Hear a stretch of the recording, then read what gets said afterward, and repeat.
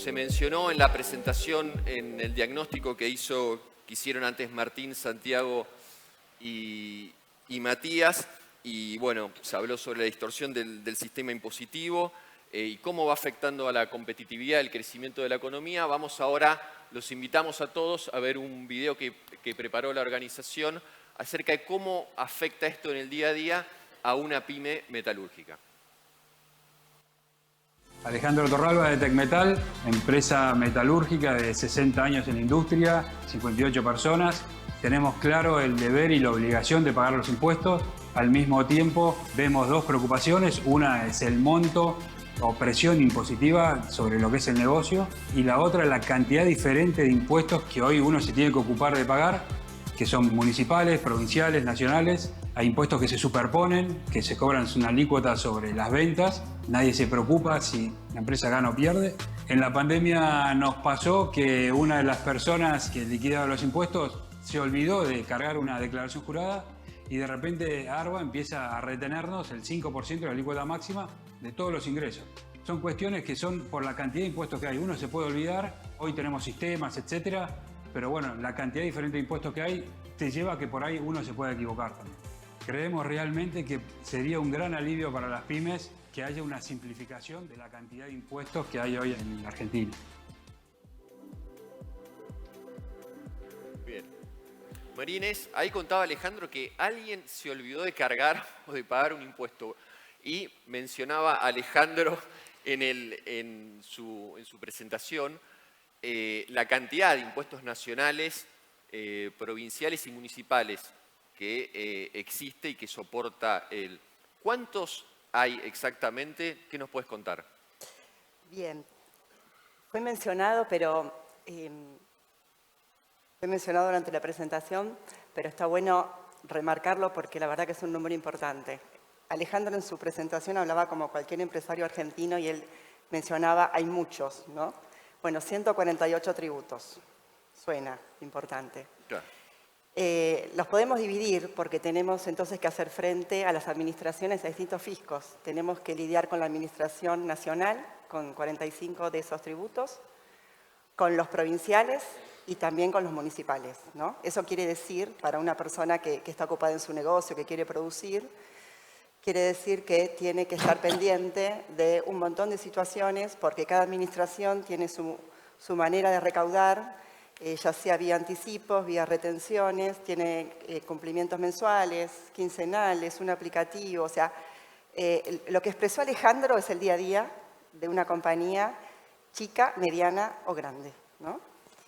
Si nos fijamos en lo que se refiere a recaudación de estos tres niveles, podemos decir que casi el 80% tiene que ver con los impuestos nacionales, que luego también muchos de ellos se coparticipan, ¿no? Ese es un tema también del que nos vamos a ocupar en el panel.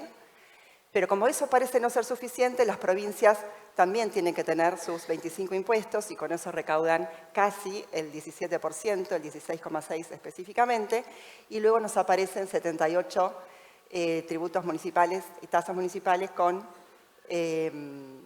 casi el 4% de la recaudación, ¿no? O sea, es como heavy la situación.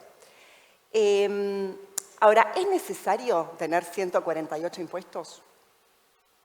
Y la verdad que en nuestro diagnóstico cuando trabajábamos no nos pareció. ¿Por qué?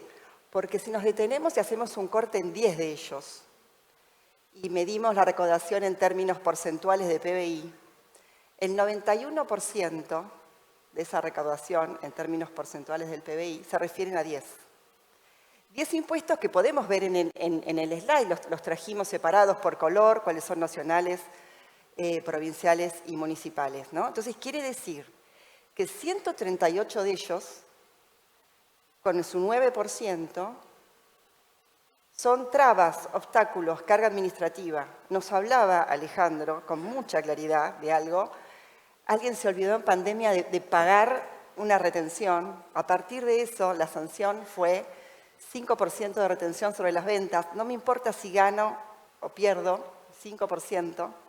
Me imagino una acumulación de saldos a favor, me imagino cómo lidiar para recuperar ese saldo a favor en un contexto inflacionario, ¿no? Entonces, es como que en el diagnóstico lucía bastante lo que él decía, fue muy fácil probarlo. Este slide ya lo presentó Santiago, solo decirles un dato importante. El 25% de nuestra recaudación está centrada en lo que llamamos impuestos distorsivos. Distorsivos, nocivos, como quieran llamarlos. ¿Por qué? Porque distorsionan en las decisiones que se toman en un proceso productivo. Son impuestos que desalientan, que invitan a la informalidad, que desalientan la producción, que nos sacan del mercado, nos baja la competitividad. O sea, ya lo dijo Santiago, ¿existen en el mundo? Sí, pero en general el porcentaje nuestro, débitos y créditos, ingresos brutos, derecho a importación, exportación, impuesto a país, estamos con el 9% de porcentaje en PDI. Y el resto apenas pasa el 2%, ¿no? Algo innecesario estamos haciendo. Ahora, hablamos de los impuestos distorsivos, se los mencioné y mencioné las retenciones sobre las exportaciones. No es Argentina el único país que las tiene, pero trajimos, así a modo de ejemplo y gráfico con las banderitas, los países que comparten estas retenciones con Argentina, y vemos que en ninguna de estas banderas tenemos países de la región, no tenemos países que vendan los mismos productos que vendemos nosotros, es decir, estamos ante una desventaja competitiva muy importante, ¿no? Este es el diagnóstico en el que estuvimos trabajando.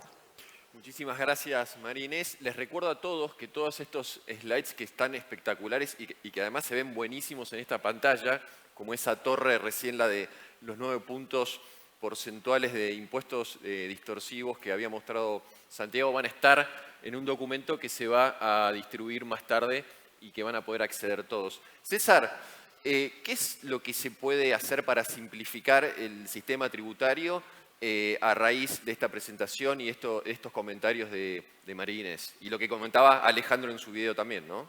Bueno, todo lo que escuchamos en este bloque, todo lo que hemos visto y todo lo que padecemos como contribuyentes todos los días en la diaria, desnuda una realidad que es incontrastable. Hay una verdadera asfixia al sistema productivo con esta cantidad de impuestos y hay una complejidad extrema, si me permite el término, yo diría una complejidad obscena de este sistema tributario. Entonces se requiere estabilizar la economía previamente, se requiere lograr equilibrio fiscal y ahí podemos pensar en las propuestas. Obviamente, ¿por dónde empezamos? Tenemos que empezar por los impuestos que más daño hacen a la actividad productiva, a la actividad económica, los impuestos más distorsivos. Y el que llena todos los casilleros, ¿sí? El que llena todos los casilleros del peor de impuestos es ingresos brutos, que ya hemos hablado de ingresos brutos, se lo intentó derogar, cambiar, etc. Para poner una breve historia, ingresos brutos fue creado en época medieval por los varones feudales. Cualquier semejanza con la realidad no es casualidad, porque es un impuesto provincial. Este impuesto provincial, como dije, llena todo el casillero, es un impuesto regresivo, es acumulativo, porque se va generando en cada una de las etapas del proceso económico, de la actividad económica, se va repotenciando con un efecto cascada sobre el precio, es inflacionario, afecta las exportaciones también porque estamos exportando el contenido de este impuesto en cada una de las etapas cuando exportamos un producto, con lo cual ingresos brutos es un ingreso que es un impuesto que solo podemos gravar en la etapa final, en la etapa de venta minorista. El otro impuesto muy distorsivo que afecta directamente nuestra competitividad es el impuesto a las exportaciones. Es un verdadero absurdo que en el estado de reservas que tiene el Banco Central, donde necesitamos divisa, castigamos al exportador o al productor, porque es un impuesto que se traslada hacia atrás, con este tipo de impuestos donde hemos visto en qué liga jugamos los países que tienen este impuesto. Ninguno de nuestros vecinos lo tiene. No lo tiene Chile, no lo tiene Paraguay, no lo tiene Uruguay, no lo tiene Brasil. Y Brasil en la década del 90 lo eliminó y produjo un boom de producción y de exportación. Y ese fue el efecto que generó este impuesto. Bueno, en este impuesto, dada la necesidad recaudatoria, hay que ir hacia una eliminación gradual. Y el otro impuesto, que es distorsivo, este es el podio de los 3 impuestos distorsivos, es el impuesto a los débitos y créditos bancarios, que como dijo Santiago, nació en el año 2001 en emergencia por 1 año y ya es mayor de edad este impuesto. ¿Sí? Este impuesto, ¿por qué es distorsivo? Porque no mide capacidades económicas, no mide capacidad contributiva, mide transacciones, con lo cual afecta también la bancarización. Mucha gente alienta la informalidad de alguna manera porque mucha gente no quiere bancarizar por el efecto del impuesto. Y vamos a las tasas municipales. Han proliferado en los últimos años, hemos visto la cantidad de tasas municipales y la principal en cada uno de los municipios es la que se denomina tasa de seguridad e higiene. Y la contraprestación que tiene que dar el municipio es brindar una eficiente seguridad, que debe ser una asignatura pendiente hoy en día, y brindar también higiene, o sea, la limpieza y el barrido de las calles.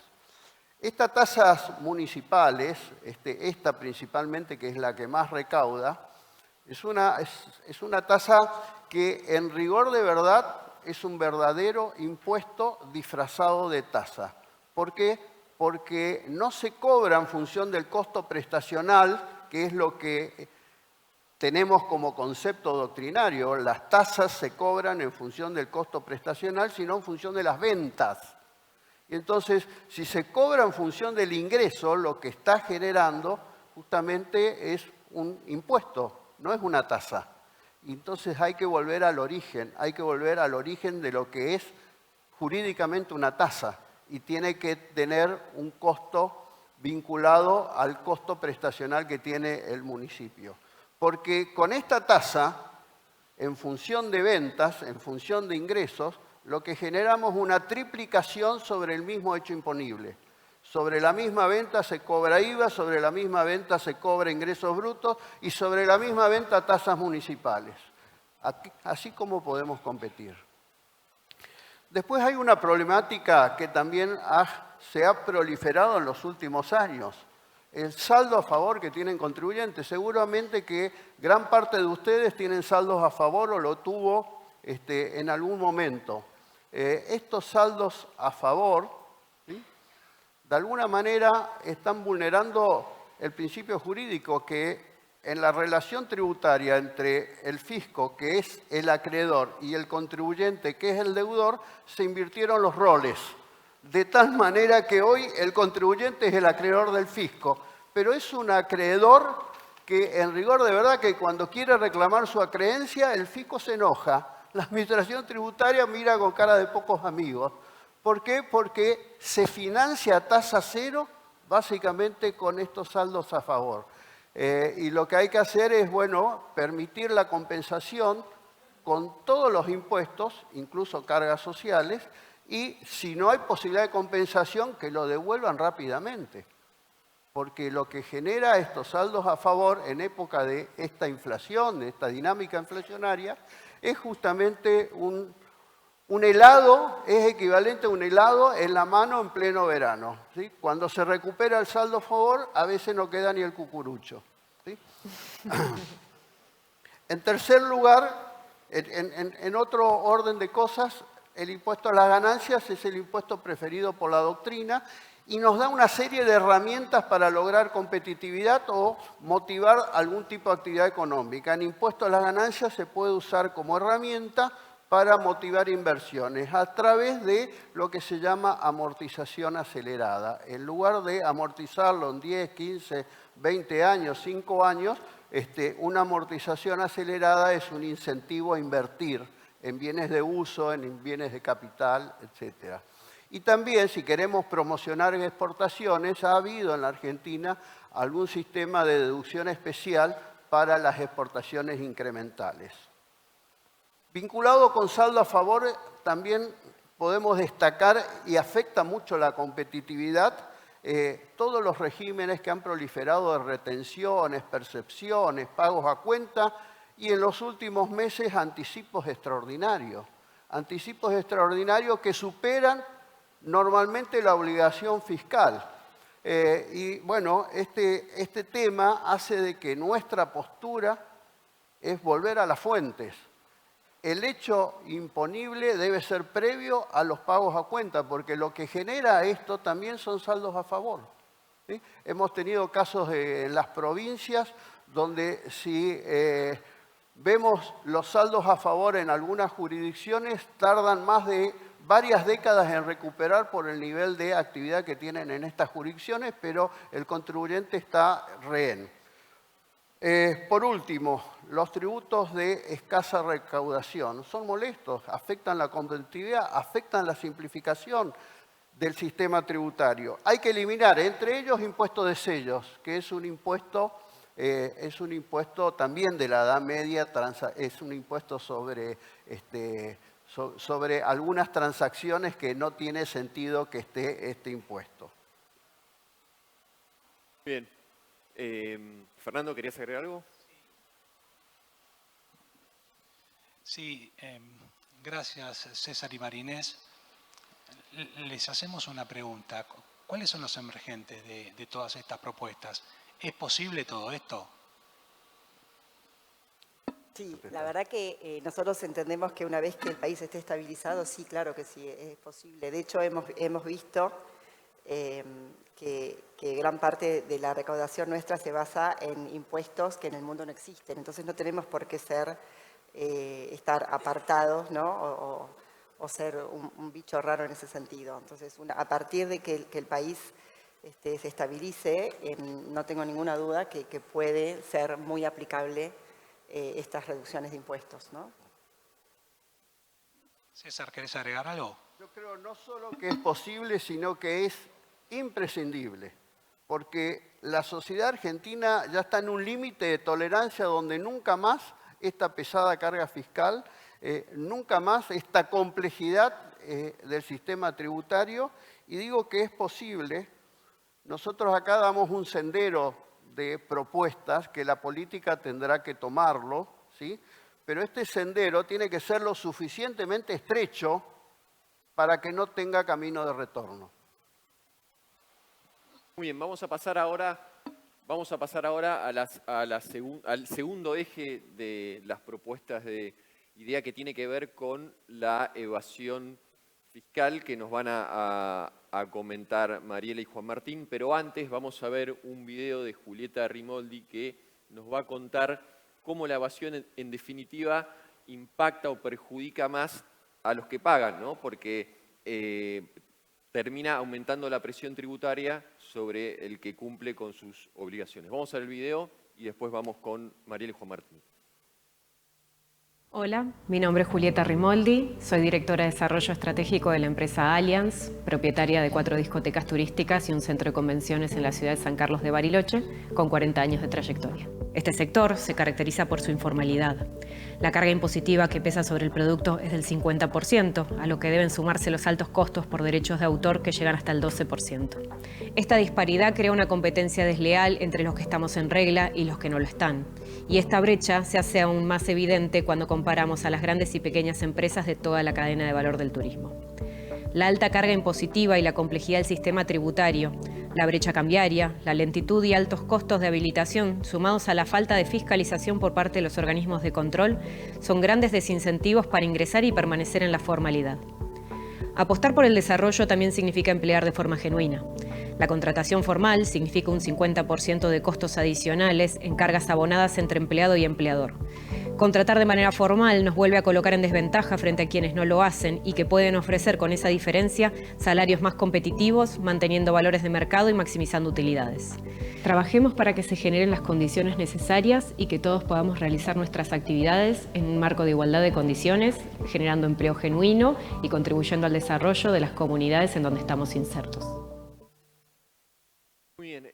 Mariela, ahí Julieta nos contaba sobre la evasión, suponte, en el mercado de trabajo, pero antes Santiago Bulat nos mostró la evasión en niveles de IVA. que tiene que registrar Argentina o que ha sostenido a lo largo del tiempo. ¿Cómo se encuentra el país comparado con otros países de la región en términos de evasión? Bien. A ver si pongo... Ahí me figura. No. No. Para atrás, ¿no? Para ver. No. ¿Qué pasó? Ahí. Muy bien. Bueno, a ver, como dijo Santiago y como venimos hablando en todas las jornadas, la evasión es un problema que nos preocupa a todos y mucho. Para hacer ese diagnóstico nosotros focalizamos en el impuesto al valor agregado por dos motivos. Primero, es el impuesto que más se recauda y segundo, es un impuesto comparable con otros países de la región. Yendo al tema de tu pregunta, sí. Argentina está dentro de la región, tiene una evasión del 33.6%, en promedio un 34%, lo que representa un 3,7% del Producto Bruto Interno. Y somos uno de los países de la región que más evasión tiene, acompañado por Perú, que está en el orden del 36,3%, y en menor envergadura Colombia, Chile, México y Uruguay tan solo en el 14,8%, ¿no?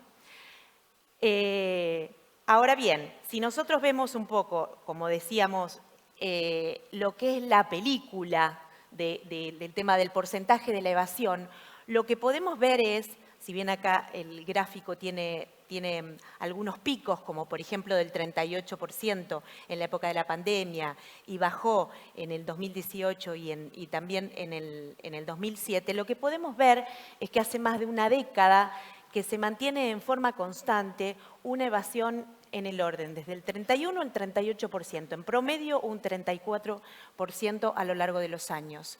Entonces, yo escuchaba el video de Julieta y decía, todos sabemos que la informalidad que nosotros tenemos genera una competencia desleal, ¿no? Claro. También sabemos que desincentiva la inversión. Y la verdad es que nos enojamos y nos parece muy injusto. Ahora yo, la verdad que en el fondo digo, yo estoy ilusionada con que podemos hacer algo, podemos trabajar sobre medidas para poder bajar este 34% de promedio de evasión, ¿no? Juan Martín, ¿se puede como plantea Mariana? Yo creo que podemos ¿Cómo lo ves? Yo creo que podemos ilusionarnos. Es difícil. En primer lugar, creo que tenemos que ver unos cuantos temas tenemos que focalizarnos en algunas cuestiones importantes, ¿no? Primero, cómo facilitamos el control de la FIP a los contribuyentes, ¿no? Esa es una primera cuestión. Y esto creo que la respuesta casi obvia es, bueno, bancarización, digitalización de los medios de pago. Esa es la forma evidente y obvia. Desincentivando el uso de efectivo, ¿no? Eso serían las respuestas casi de manual. Pero, ¿qué ocurre? ¿Estamos haciendo eso? Pareciera que estamos haciendo justamente lo opuesto, ¿no? Si vemos hoy cómo funciona el impuesto a los débitos y créditos bancarios, el régimen de retenciones y percepciones de IVA, ingresos brutos, parecía que estamos yendo en el camino exactamente opuesto. Creo que hay que racionalizar el sistema de retenciones y percepciones, actualizar los mínimos a partir de los cuales se aplican las retenciones y percepciones de ingresos brutos y ganancias y impuesto al valor agregado. Tenemos que actualizar por inflación los límites a partir de los cuales los bancos, los proveedores de servicios de pago empiezan a informar a la FIP. ¿Sí? Si no logramos hacer eso, es muy difícil que las empresas, especialmente las más pequeñas, comiencen a formalizar, comiencen a bancarizar, comiencen a utilizar medios de cobro electrónico, ¿no? Parecía bastante difícil. Un segundo tema muy importante que, bueno, ya lo mencionó Matías, es un poco machacar sobre lo mismo, es decir, a ver, la contracara de la cultura tributaria es la ignorancia tributaria. Y lo que está pasando es que nos están sumiendo en la ignorancia tributaria, ocultándonos la enorme cantidad de impuestos que pagamos escondidos en el precio de los productos. Eso es algo que tiene que terminar. Y la propuesta ahí es, bueno, primero, derogar el famoso artículo 39, ¿no?, de la ley de IVA, que hoy prohíbe que se discrimine, que se exponga el impuesto al valor agregado en la factura a consumidores finales, en los tickets a consumidores finales. Pero no solo eso, es que se expongan también los otros impuestos. Los impuestos internos, hay un montón de los impuestos, e incluso los provinciales y los municipales, al menos en forma en forma aproximada, si no se pudiera hacer en forma exacta. Un tema que creo que es fundamental es, bueno, ¿cómo hacemos para hacer que los monotributistas, que hoy una enorme parte están excedidos de la categoría superior del monotributo y que, créanme, representan una buena parte de la evasión y de la informalidad, ¿cómo hacemos para que salten, en definitiva, al régimen general, que es donde naturalmente deberían ir? Pero claro, es un salto al vacío, ¿no? A ver, ¿vieron la carga tributaria? ¿Vieron los gráficos? ¿Sí? Estamos pidiéndoles que suban al tren fantasma tributario. Entonces, ¿cómo hacemos? Bueno, hay que crear un régimen de transición. Un régimen de transición con una carga tributaria razonable, donde se incentive a este monotributista que crece, que es una pyme que creció, a comenzar a pagar un sistema tributario que sea más parecido al régimen general, progresivamente hasta llegar a ese régimen. ¿Cómo podemos lograr eso? Bueno, hay un montón de herramientas tributarias que podemos usar, no vamos a ponernos en las partes técnicas, pero podemos utilizar deducciones especiales en el impuesto a las ganancias, podemos utilizar créditos fiscales presuntos en el impuesto al valor agregado. Hay un montón de herramientas, pero si no hacemos esto, no vamos a lograr que estos 2,5 millones de monotributistas, de los cuales una buena parte se excedió, no vamos a lograr que estén pasando al régimen general en definitiva. Ahora, también hay otro punto interesante, que es, claro, nosotros decimos que adhieran estos regímenes de transición, estos monotributistas, que comiencen a blanquear sus ventas. ¿Y el pasado? ¿Qué pasa con los últimos 5 años? Que ustedes saben, la prescripción normalmente es de 5 años, en algunos casos 10 años. ¿Qué ocurre? Van a tener el riesgo de que los fiscalicen, porque imagínense que blanquean las ventas, las duplican, las triplican. Bueno, y las FIP van a decir, ¿qué pasó para atrás? Bueno, hay que crear un régimen de bloqueo fiscal en el cual se le garantice a este pequeño contribuyente que la FIP no va a ir para atrás y va a inspeccionarle años previos para determinarle deuda. Si no, no lo van a hacer, no van a blanquear. Por último, hay un tema que es fundamental, que ya se habló mucho, que es la cuestión del exceso de carga tributaria provincial y municipal, con impuestos distorsivos, con impuestos que tienen efectos similares al impuesto de ingresos brutos.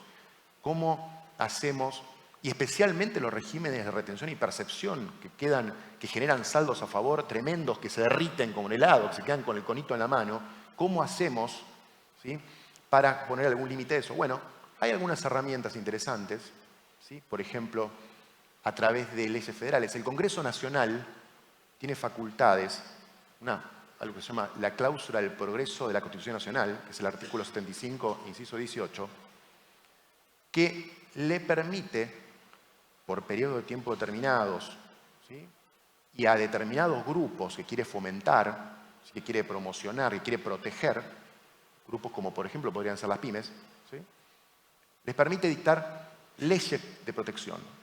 Y estas leyes de protección, por ejemplo, pueden permitir limitar, o sea, por ejemplo, impedir la creación de nuevos tributos, incrementar alícuotas, ciertos tributos. Me estoy refiriendo a tributos provinciales y municipales, ¿sí? Hay muchas leyes que se han dictado, leyes federales que ha dictado el Congreso, que han sido convalidadas por la Corte de estas características, que impedían la creación de nuevos tributos, que ponían límites, ¿sí? Por ejemplo, que se pongan límite a los regímenes de recaudación. Esas leyes son posibles y tienen una ventaja sobre los pactos fiscales, las leyes de adhesión. Y es que en un pacto fiscal, si una provincia incumple, hoy la pequeña empresa, el contribuyente, tiene que ir a un tribunal provincial a litigar, donde normalmente le piden el pago previo. En cambio, con una ley federal se puede ir directamente a la jurisdicción federal, no hay pago previo y se pueden pedir medidas cautelares ante un juez federal o ante la Corte, lo cual evidentemente es una enorme ventaja. Con lo cual, en resumen, ¿nos podemos solucionar? Yo creo que sí. ¿Es imposible combatir la evasión? No, definitivamente, pero bueno, es difícil y hay que tomar medidas bastante drásticas. Difícil es lo que viene y es el último eje de la propuesta de idea, que es la cuestión de la coparticipación de impuestos, ¿no? Así que bueno, ahora vamos a ver también como introducción un video en pantalla sobre la distribución de la recaudación entre las provincias, entre nación y provincias. La coparticipación federal es la forma que encuentran los países federales de distribuir lo que recaudan por impuestos entre las provincias. En Argentina se fijó por ley en 1988 que el Estado Nacional le gira a las 24 provincias el 56.7% recaudado por los 10 impuestos coparticipables, principalmente IVA y ganancias. Esto es lo que se conoce como distribución primaria. El reparto de estos recursos entre las provincias se denomina distribución secundaria, que se hace a base de porcentajes vigentes desde aquel entonces, con criterios que quedaron obsoletos y hasta fueron arbitrarios. Al no haber diseñado un nuevo régimen de coparticipación en los últimos 35 años, ignorando el mandato constitucional de hacerlo antes de 1996, se han generado diversos desequilibrios en el reparto de la recaudación y hoy las provincias deberían recibir porcentajes diferentes a los establecidos. Con el reparto actual hay 18 provincias que resultan ganadoras, o sea que reciben más de lo que aportan. La provincia de Buenos Aires es la más afectada por ser la provincia que menos recibe en relación a su producción y aportes. El gran problema que generan estos desbalances es que las provincias con mayor dependencia de la recaudación nacional no tienen incentivos a aumentar su recaudación propia, mientras tienden a aumentar sus gastos corrientes. En definitiva, ¿qué incentivo puede tener una provincia de mantener un gasto público razonablemente bajo o estimular el desarrollo de actividad privada que sirva para mejorar el financiamiento propio si se recuestan del dinero que reciben del Estado Nacional? El conflicto en el cual estamos encerrados hace más de 3 décadas es que es un esquema en el que hay más ganadores que perdedores. No se genera un escenario político propicio para que esto cambie. Desde IDEA creemos que es momento de avanzar hacia una nueva ley de coparticipación federal que rediscute y revise periódicamente los porcentajes que recibe cada provincia para poder tener una muestra representativa y actualizada de cada región y así dejar de lado las inconsistencias del sistema actual que desalienta la producción y desarrollo federal del país.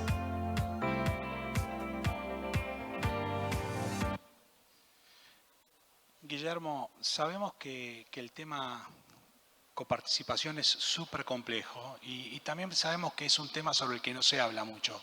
¿Qué nos puedes contar de coparticipación?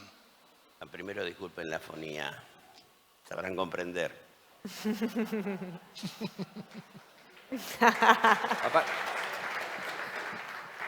Aparte, Guillermo, mucho azul y amarillo veía. No, eso fue casualidad. No, fue impuesto. La coparticipación es una caricatura de la Argentina. Expresa las raíces propias de la Argentina. Es algo que muchos hablan, casi nadie sabe, y los que saben se hacen los distraídos. Los tributaristas lo llamamos el laberinto de la coparticipación, por la cantidad enorme de impuestos no coparticipables, lo que hace que haya un juego de poder muy interesante entre la nación y las provincias con sus propios representantes. Yo tendría que poner algo acá, ¿no? Pero esto ya lo dijimos en el video. Los tributaristas lo llamamos laberinto de la coparticipación. Acuérdense de esta frase. Yo, para entender la coparticipación, después de casi 5 décadas de trabajar en esto, estuve 5 meses estudiándolo. Estudié 170 años de historia económica argentina. Fascinante. Porque la distribución esta de nuestros impuestos empezó en el año 1853 con la Constitución, donde las provincias le delegaron a la nación la posibilidad de recaudar impuestos al comercio exterior y correos. Y hubieron 2 grandes crisis, 1890 y 1930, y no le alcanzaba a la nación. Y empezó a crear un montón de impuestos indirectos y directos que se superponían con los provinciales. Impuestos a la cerveza, a los bancos, a los seguros, a los naipes. Y el primer ordenamiento aparece allá por 1934.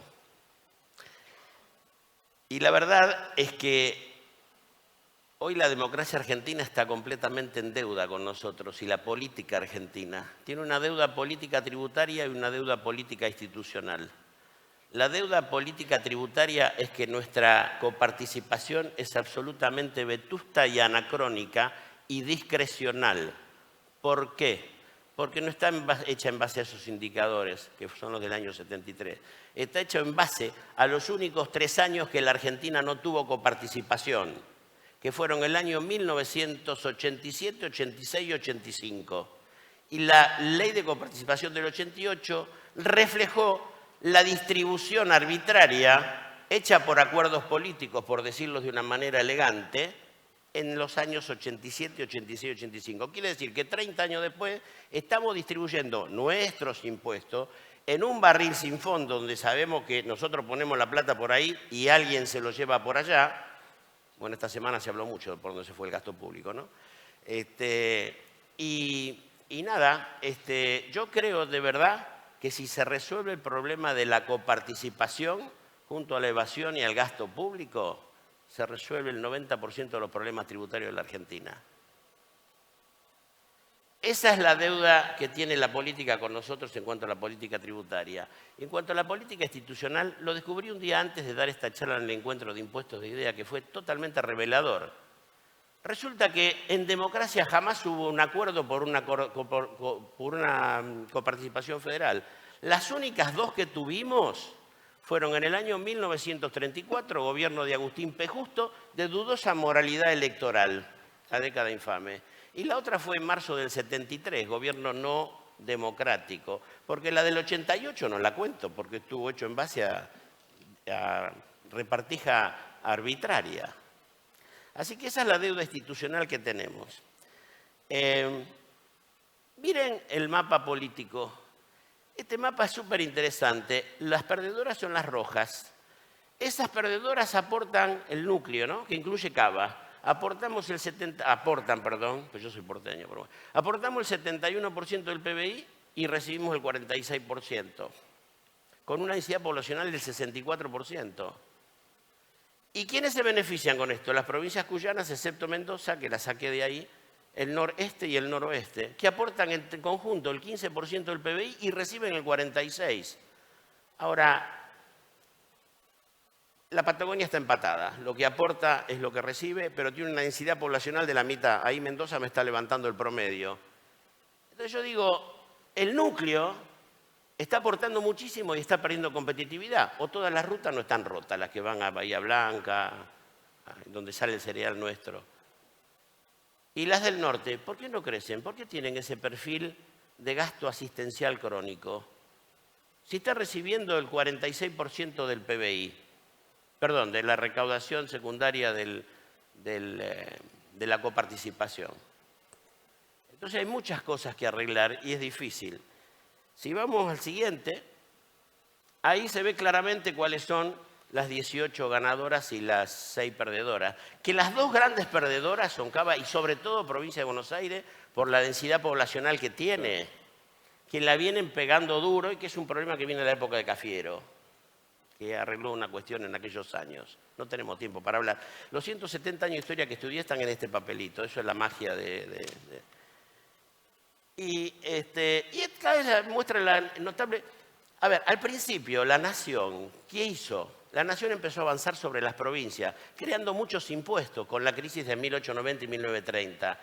Entonces, ¿qué pasó? Empezó a haber una anarquía tributaria. Y después las provincias, como el niño malcriado, se acostumbró a que le den la plata, porque las provincias no tienen responsabilidad de fiscalizar, de recaudar, ni rinden cuenta. Entonces están cómodas. No digo las provincias, las jurisdicciones, porque seamos justos, son las 23 provincias y Cava.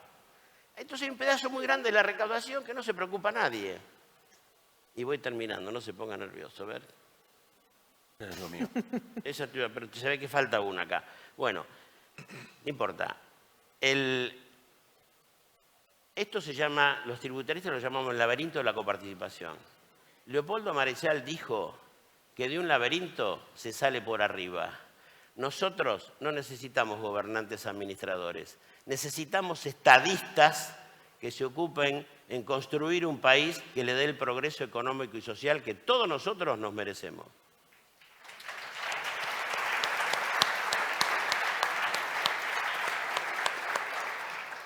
Muchas gracias, Guillermo. Roberto, ¿cuáles son algunas de las posibles salidas que tiene esto? ¿Podemos pensar en una coparticipación superadora? Sí, la verdad que en el grupo estuvimos discutiendo ideas, traemos una serie de propuestas para tratar de empezar a solucionar el problema de la coparticipación. En primer lugar, sostenemos que hay que... Perdón, creo que se ha salido la presentación, pero bueno, lo dejo... ahí está. En primer lugar, hay que solucionar este problema del porcentaje de distribución que termina siendo injusto. Fue establecido cuando yo salía del secundario, así que ha pasado un poco de tiempo.